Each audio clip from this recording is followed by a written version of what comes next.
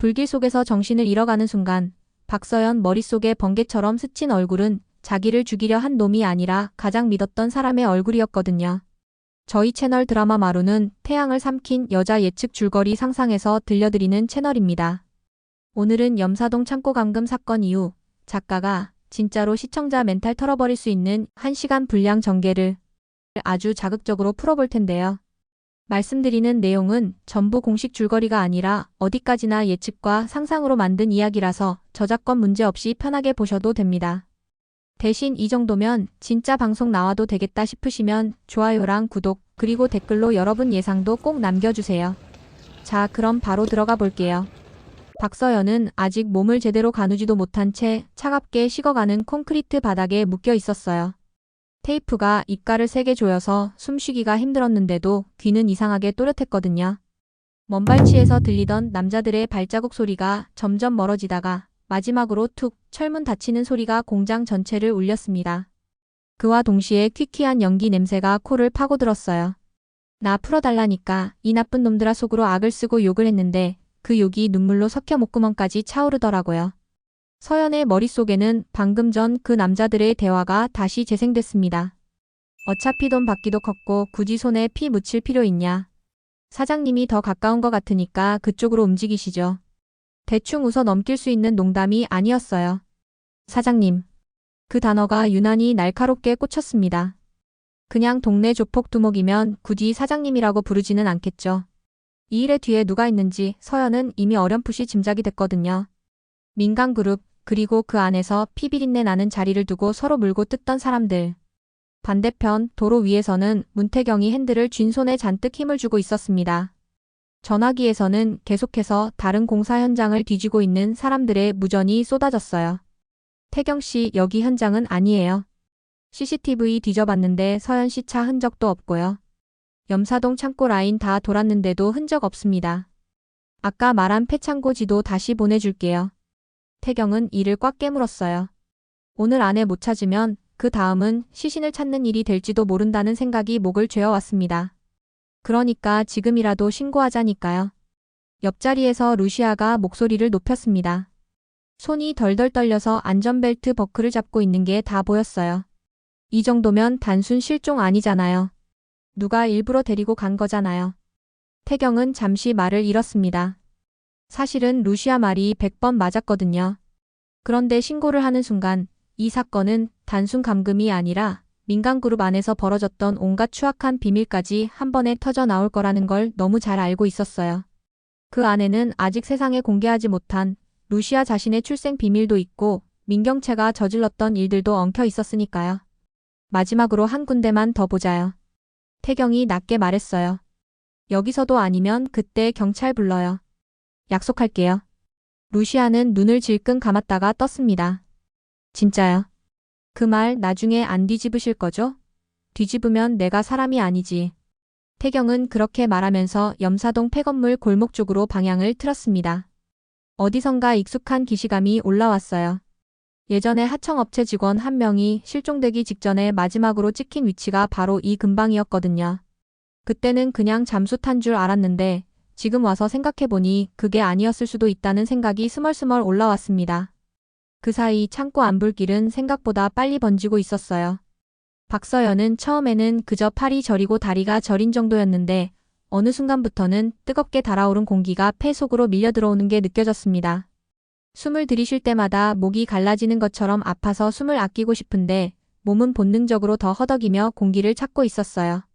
그 와중에도 머릿속은 또렷했는데요. 웃기게도 이대로 죽으면 내 휴대폰 비밀번호는 누가 푸나 같은 생각이 먼저 떠오르더라고요. 그 안에는 민간그룹 병원 신생아실 CCTV 캡처본도 있고 아직 기사로 쓰지 못한 제보 녹취도 있었으니까요. 아, 내가 죽는 순간 제일 아까운 건 그 증거들이네. 나 진짜 기자 맞구나. 그렇게 스스로한테 쓴웃음을 짓고 있는데 머리 위에서 무언가 뚝 떨어지는 소리가 났습니다. 천장에서 떨어진 뜨거운 쇠조각이었어요. 바로 옆에 떨어져 불꽃이 튀면서 서연의 옆머리까지 뜨겁게 스쳤습니다. 그제야 본능적인 공포가 밀려왔어요. 아, 진짜로 죽겠구나. 장난 아니구나. 심장이 귀 옆에서 뛰는 것처럼 쿵쿵거렸습니다. 거기 누구 없어요? 입이 막혀 있어서 소리도 제대로 안 나왔지만 서연은 있는 힘껏 몸을 뒤틀며 벽을 걷어찼습니다. 철로 된 기둥에 발목이 부딪히며 시큰한 통증이 밀려왔지만 그 통증마저도 살아있다는 느낌이라 좋았어요. 그런데 그때였습니다. 멀리서 아주 희미하게 진짜 새끼 소리만큼 작은 차 엔진 소리가 들리기 시작한 거예요. 같은 시각 골목 입구에 차를 세운 태경과 루시아는 한참을 두리번거렸습니다. 낮에도 음침한 골목이었지만 지금은 가로등 하나 없어 더 어두웠어요. 그런데 이상한 건 한쪽 끝에서부터 은근히 매캐한 냄새가 코를 찔렀다는 거예요. 루시아가 먼저 눈치를 챘어요. 태경 씨, 이 냄새 불 냄새 아니에요? 태경이 고개를 돌려 골목 안쪽을 바라봤습니다. 정말로 바람결을 타고 희미한 연기줄기가 올라오는 게 보였어요. 기사님, 차 여기까지. 더 들어가면 빠져나오기 힘들어요. 태경은 급하게 말을 던지고 문을 열어 젖혔습니다. 두 사람은 거의 뛰다시피 골목 안으로 들어갔어요. 오래 비워둔 건물들이라 그런지 벽에는 오래된 포스터가 반쯤 뜯긴 채 붙어 있었고 바닥에는 깨진 유리 조각들이 반짝였어요. 그 중간중간 누군가 최근에 밟고 지나간 듯한 발자국 흔적이 희미하게 남아 있었습니다. 창고 하나 앞에 다다랐을 때 태경은 걸음을 멈췄어요. 철문이 살짝 덜 닫힌 채로 덜그럭거리고 있었고 틈 사이로 주황빛이 깜빡이는 게 보였거든요. 루시아 얼굴이 하얗게 질렸습니다. 설마 태경은 이미 대답 대신 몸으로 움직이고 있었어요. 어깨로 문을 잇는 힘껏 들이받았습니다. 첫 번째, 두 번째, 세 번째. 세 번째 들이받는 순간 오래된 경첩이 버티지 못하고 툭 부러지며 문이 안쪽으로 벌어졌어요. 순간 뜨거운 열기가 파도처럼 쏟아져 나왔습니다. 안쪽 천장 일부가 이미 검게 그을려 있었고 구석에서 시작된 불길이 짐더미를 타고 조금씩 번지고 있었어요. 그 가운데 검은 비닐과 테이프에 묶인 채 바닥에 쓰러져 있는 사람이 하나 보였습니다. 서연 씨. 태경이 거의 본능적으로 그 이름을 불렀습니다. 루시아도 동시에 외쳤어요. 서연 언니. 두 사람의 목소리가 겹쳤는데 그 소리가 서연의 귀끝을 간신히 잡아당겼습니다.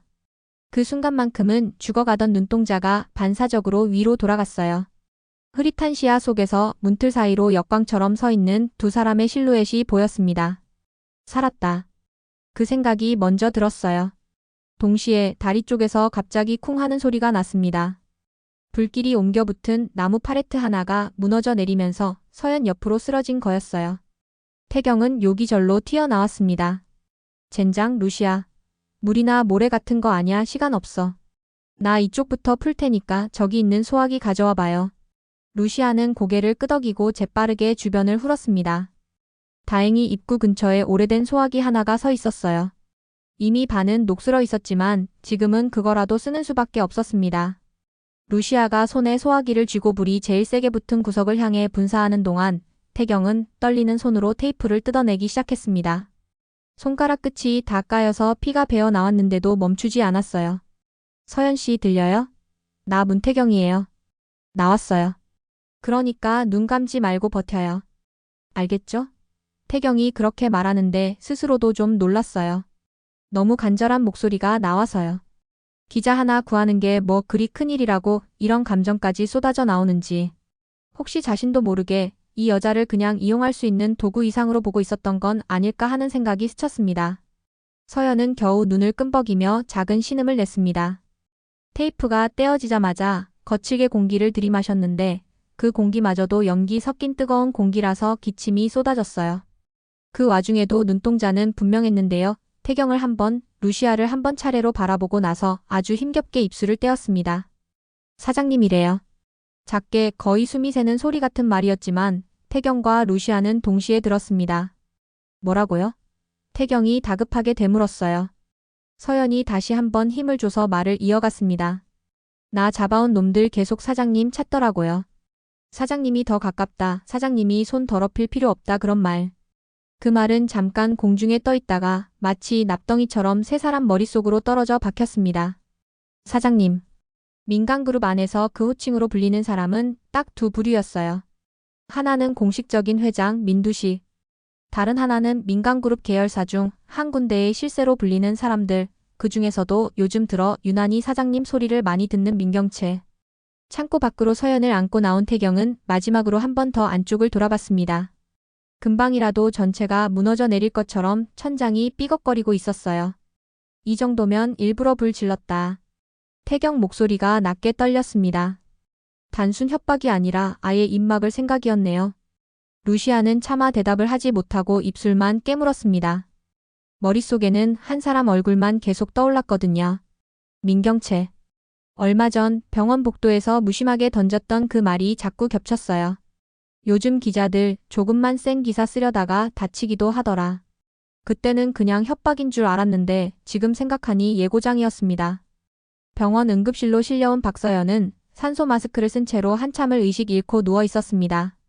유리창 밖에서는 태경과 루시아, 그리고 조금 뒤늦게 달려온 박진석, 강민호 탐정까지 뒤섞여 서 있었어요. 강민호가 먼저 입을 열었습니다. 이건 그냥 지나갈 수 있는 사고가 아니에요. 의도적인 방화에 감금까지 형사과에 좋은 친구 있으니까 바로 연결할까요? 태경은 잠깐 눈을 감았다 떴습니다. 형사과에 넘기면 우리도 같이 수사선상에 올라갈 텐데 괜찮겠어요? 민간그룹 이름 다 드러날 거고요.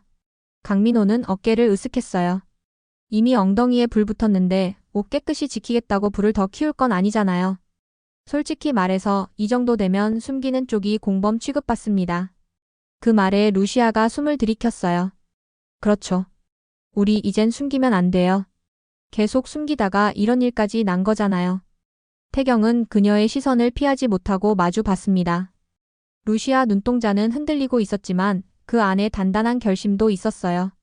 자신이 아무리 위험해져도 더 이상은 누군가를 대신 잃고 싶지 않다는 결심이요.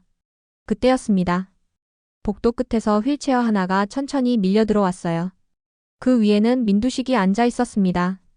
여전히 환자복 차림에 겉으로 보기에는 거의 죽다 살아난 노인처럼 보였어요. 하지만 그 눈빛은 전혀 늙지 않았습니다.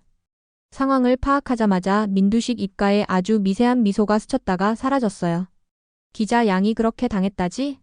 민두식이 먼저 입을 열었습니다. 목소리는 나직했는데 그 안에 섞인 묘한 떨림은 연기인지 진심인지 구분이 안 됐어요. 우리 집안 일에 자꾸 코를 쑤셔 넣더니 결국 이렇게까지 됐구만. 루시아가 버티고 서서 말했습니다. 회장님, 그 말은 마치 당연한 벌이라도 되는 것처럼 들려요. 민두식은 고개를 살짝 기울였습니다. 벌이라 했나? 난 그냥 원인과 결과를 말한 것뿐인데. 그러고는 휠체어를 조금 더 창가 쪽으로 밀어 서연이 누워있는 모습을 내려다봤어요. 근데 말이야, 루시아. 누군가 저렇게까지 해서 입을 막으려 들었다는 건 저 기자가 들고 있던 게 보통 물건이 아니라는 뜻이기도 해. 민두식이 눈을 반짝이며 말을 이었습니다. 우리 편이 그걸 먼저 손에 넣으면 이 집안 판을 한 번 더 뒤집을 기회가 될 수도 있지 않을까? 태경은 그 말에서 이상한 기류를 느꼈습니다. 방금까지 피해자 걱정을 하던 목소리에서 순식간에 거래 계산으로 넘어가는 속도가 너무 빨랐거든요. 그는 속으로 생각했습니다. 혹시 이 사람도 알고 있던 건가? 서연이 얼마나 위험한 걸 쥐고 있었는지. 민두식이 돌아서서 태경을 바라봤어요. 문태경. 자네는 어때? 저 기자를 살린 사람으로서 그게 어디까지 가치가 있을 것 같나? 태경은 짧게 대답했습니다. 최소한 사람 목숨보다 가볍지는 않겠죠. 표정만 보면 날선 농담 같았지만 그 안에는 경고도 섞여 있었어요. 더 이상 사람을 도구로만 보지 말라는 의미였죠. 그날 밤 병실에 혼자 남겨진 박서연은 깊은 잠과 얕은 잠 사이를 오갔습니다. 몸은 쇳덩이처럼 무거워서 움직일 수가 없었는데 귀만큼은 또렷했어요. 누군가가 병실 문을 조심스럽게 여는 소리가 들렸습니다. 발걸음은 가볍고 부드러웠어요. 아주 익숙한 향수가 공기 중에 퍼졌습니다. 어떻게 여기까지 살아나왔을까 궁금하네. 낮게 깔린 목소리가 귓가에 스며들었어요. 서연은 눈을 뜰 수 없었지만 그 목소리의 주인이 누군지는 단번에 알았습니다. 민경채. 며칠 전까지만 해도 화려한 원피스를 입고 방송 인터뷰를 찍던 그 사람이 지금은 밤에 몰래 기자 병실을 찾아온 거예요. 박서연 씨. 민경채가 이름을 불렀습니다. 솔직히 말하면 나는 당신을 존중했어요. 괜히 내 약점 하나하나 물고 늘어져도 나름 기자답게 팩트로 승부를 보려고 하더라고요. 그런데 너무 깊이 파고들었지. 이 집안이 어디까지 더러워질 수 있는지 알면서도 계속 파더라. 그녀가 잠시 말을 멈췄다가 침대 곁으로 더 다가왔습니다. 서연은 몸이 굳는 게 느껴졌어요. 눈을 감고 있어서 오히려 감각이 더 예민해진 상태였거든요. 민경채 숨소리가 거의 바로 귓가에서 느껴질 정도였습니다. 오늘 일은 실수였어. 민경채가 속삭였습니다. 내가 맡긴 건 겁만 주라였거든. 그런데 그쪽이 욕심을 냈지. 사람 하나쯤 치워버리면 내가 더 편해질 거라고 생각한 거야. 그래서 난 이번 사건 아주 조용히 정리할 거야. 박서연 씨도 기사 쓰는 거 한 번만 포기해주면 이 이상 다치지 않게 막을 수 있거든. 민경채는 무심한 척 말하면서도 손가락 하나로 침대 난간을 톡톡 두드렸습니다. 그 손가락에는 민두식이 한정판으로 선물해줬다는 다이아 반지가 끼워져 있었어요. 아, 근데 지금은 의식이 없지? 그녀가 빙긋 웃으며 중얼거렸습니다. 그럼 들어도 못 알아듣겠네. 다행이다. 그 말을 들은 순간 서연의 등골을 타고 찬물 같은 떨림이 흘러내렸어요. 이 여잔 지금 이 말을 내가 못 듣는다고 확신하고 있구나. 몸이 녹슨 철처럼 움직이지 않았지만 마음은 정신없이 회전하고 있었어요. 이 말을 반드시 기억해야 했습니다. 나중에 눈을 떴을 때 가장 먼저 기록해야 할 증언이었거든요. 민경채는 잠시 더 머물다가 조용히 일어섰습니다. 병실 문이 다시 닫히는 소리가 났어요. 그리고 그 뒤를 이어 다른 발자국 소리가 겹쳐 들렸습니다. 이번엔 묘하게 익숙한, 하지만 서연이 아직까지 정확히 정리를 못해본 발걸음이었어요. 서연 씨, 나야. 문태경. 낮게 부르는 목소리가 들렸습니다. 오늘 많이 무서웠죠. 이제는 그 목소리에도 감정이 많이 실려 있었어요. 태경은 침대 옆 의자에 앉아 한숨을 크게 내쉬었습니다. 사실 내가 더 미안한 사람일지도 모르겠어요. 당신이 여기까지 위험해진 이유 반은 내가 계속 숨기고 있던 것들이니까. 그는 한동안 말을 잇지 못하다가 겨우 입을 열었습니다. 내가 처음에 당신 도와준다 했을 때 솔직히 말하면 기회라고 생각했어요. 민간그룹 안에 썩은 걸 누군가 대신 까줬으면 좋겠다. 그게 기자라면 더 좋겠다. 그래서 당신을 이용할 생각부터 했던 것 같아요. 근데 오늘 창고 문 열었을 때 이상하게 제일 먼저 든 생각이 기사 쓰면 좋겠다가 아니라 제발 숨만 쉬고 있어라였거든요. 그게 너무 싫었습니다. 나 이런 사람 아니라고 괜히 스스로 속이면서 살았구나 싶어서요. 태경은 서연이 여전히 눈을 뜨지 못하고 있다는 걸 알면서도 말하고 싶었습니다. 이건 서연에게 하는 고백이기도 했지만 사실은 자기 자신한테 하는 고백이었어요. 그는 자리에서 일어나 병실 창문을 열어 조금 환기를 시켰습니다. 창밖에는 아직도 밤이 깊게 내려앉아 있었어요. 빌딩 사이사이로 알 수 없는 누군가의 불이 켜져 있었습니다. 그 불빛들 사이 어디엔가 이 모든 일을 지시한 사장님이 있을 거라고 생각하니 태경은 온몸이 서늘해졌습니다. 며칠이 흘렀습니다. 박서연은 천천히 의식을 되찾았어요.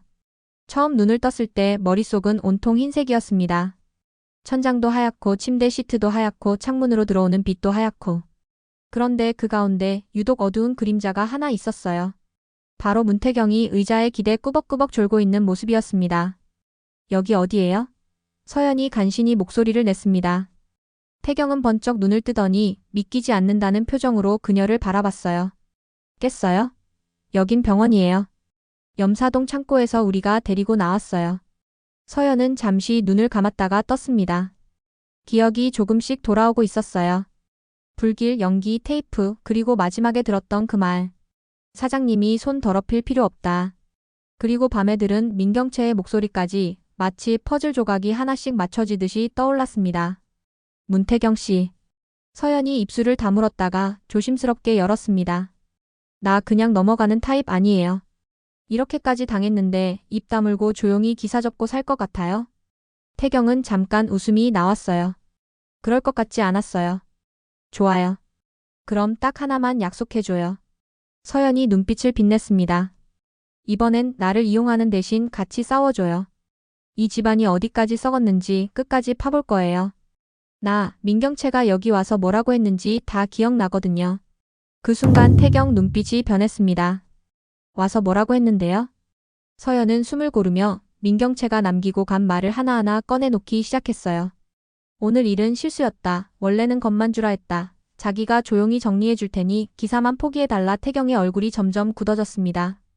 그럼 확실하네요. 그가 말했습니다. 민경채가 이 일의 중심이에요. 최소한 그걸 알고도 묵인했죠. 하지만 이야기는 거기서 끝이 아니었습니다. 서연의 휴대폰은 이미 창고에서 불에 타버렸어요. 그녀가 들고 있던 증거 대부분이 사라진 거죠. 그 대신 병원에 입원해 있는 동안 서연 앞으로 이상한 메일이 한 통 도착합니다. 루시아가 노트북을 들고 병실로 들어왔어요. 서연 언니, 이거 언니 메일로 온 건데 좀 이상해서요. 제목이 당신을 죽이려던 진짜 얼굴이에요. 둘은 동시에 숨을 들이켰어요. 태경도 곧바로 근처로 다가왔습니다. 화면을 켜보니 메일 안에는 링크 하나와 짧은 문장만 적혀 있었습니다. 창고 안에 설치돼 있던 숨은 카메라, 궁금하면 눌러보세요. 발신인은 익명 계정이었어요. 이거 눌러도 되는 걸까요? 루시아가 불안하게 물었습니다. 태경은 잠시 망설이다가 말했어요. 지금 우리에게 남은 건 이거 하나뿐이에요. 대신 기록은 내가 따로 캡처해 둘게요. 혹시 모를 상황에 대비해서. 서연이 작게 고개를 끄덕였습니다. 루시아가 링크를 클릭하자 화면에는 염사동 창고 내부가 그대로 떠올랐습니다. 어두운 화질이었지만 구석구석을 충분히 알아볼 수 있을 정도였어요. 묶인 채 바닥에 쓰러져 있는 서연의 모습, 그리고 그 주변을 서성이는 남자 둘. 그중 한 명이 계속 투덜거리며 테이프를 붙이고 있었어요. 왜 안 붙어? 한참을 보던 세 사람은 어느 순간 동시에 숨을 멈췄습니다. 화면 오른쪽 구석에 아주 잠깐, 3초도 안 되는 짧은 시간 동안 새로운 실루엣이 스쳐 지나갔거든요. 문틈 사이로 비집고 들어온 그 실루엣은 얼굴이 절반밖에 안 보였지만 손목에 차고 있던 시계만큼은 선명했습니다. 민두식이 늘 차고 다니던, 그리고 요즘 들어 자주 화면에 잡혀서 시청자들도 다 알게 된 그 한정판 시계. 설마 루시아가 입술을 파르르 떨었습니다. 저거 회장님 시계 아니에요? 태경은 화면을 되감아 여러 번 반복해서 봤습니다. 각도마다 화질을 몇 번이고 키우고 줄이면서. 그러다 결국 천천히 고개를 끄덕였어요. 맞아요. 저건 회장님 시계 맞아요. 병실 안 공기가 다시 한번 얼어붙었습니다. 지금까지는 민경채가 사적으로 조폭을 움직였다는 그림이었다면 이 영상은 완전히 다른 가능성을 열어버린 거였어요. 이 모든 게 예정된 연극일 수도 있다는 가능성. 민두식이 일부러 사장님을 내세워 사람들을 움직이고 그 위에 또다시 민경채를 올려놓아 방패막이로 쓰고 있다는 무시무시한 그림이요. 박서연은 화면을 뚫어져라 쳐다보다가 입을 열었습니다. 좋아요. 그럼 이제 방향은 바뀌는 거네요. 어디로요? 태경이 물었습니다. 우리가 지금까지 싸우려고 했던 상대는 민경채 하나였는데 서연은 미간을 좁혔어요. 이제 민두식까지 포함해야죠. 이 집안의 진짜 사장님이 누구인지 제대로 까보자고요. 그 말이 떨어지는 순간 화면 밖 어딘가에서 또 다른 시선이 그들을 지켜보고 있다는 기분이 들었습니다. 누군가는 이 링크를 보내면서 동시에 또 다른 판을 깔고 있을지도 몰랐거든요. 하지만 그게 누구인지, 왜 이런 짓을 했는지는 아직 아무도 모르는 상태였습니다. 딱 그 지점에서 이번 일시간 예측 줄거리를 끊는 게 제일 시청자들 멘탈을 간질간질하게 만들 것 같아요. 민경채만 악마인 줄 알았는데 진짜 괴물은 따로 있는 거 아니냐는 의심이 본격적으로 시작되는 시점이거든요. 앞으로는 누가 진짜 아군이고 누가 더 크고 오래된 악인지 헷갈리게 만드는 전개로 가면 시청 지속 시간은 자연스럽게 늘어날 수밖에 없을 거고요. 오늘 상상에서 들려드린 태양을 삼킨 여자 염사동 창고 사건 이후 예측 줄거리는 여기까지입니다. 다시 한번 말씀드리지만 이 내용은 전부 제가 상상해서 만든 이야기라 실제 방송과는 다를 수 있고 그래서 저작권 위반 없이 재밌게 즐기실 수 있는 팬메이드 스토리예요. 이 다음에는 민두식이 어떻게 반격 나올 것 같다. 민경채가 가만히 있을 리 없다 같은 여러분만의 예상도 댓글로 꼭 남겨주세요. 그런 댓글들이 다음 이야기 상상할 때 진짜 큰 도움이 되더라고요. 영상 재밌게 보셨다면 좋아요와 구독, 알림 설정까지 해주시면 1000만 조회수 꿈도 멀지 않을 거라고 믿고요. 그럼 저는 또 다른 예측 줄거리 들고 빨리 돌아올게요. 끝까지 함께 해주셔서 정말 감사합니다.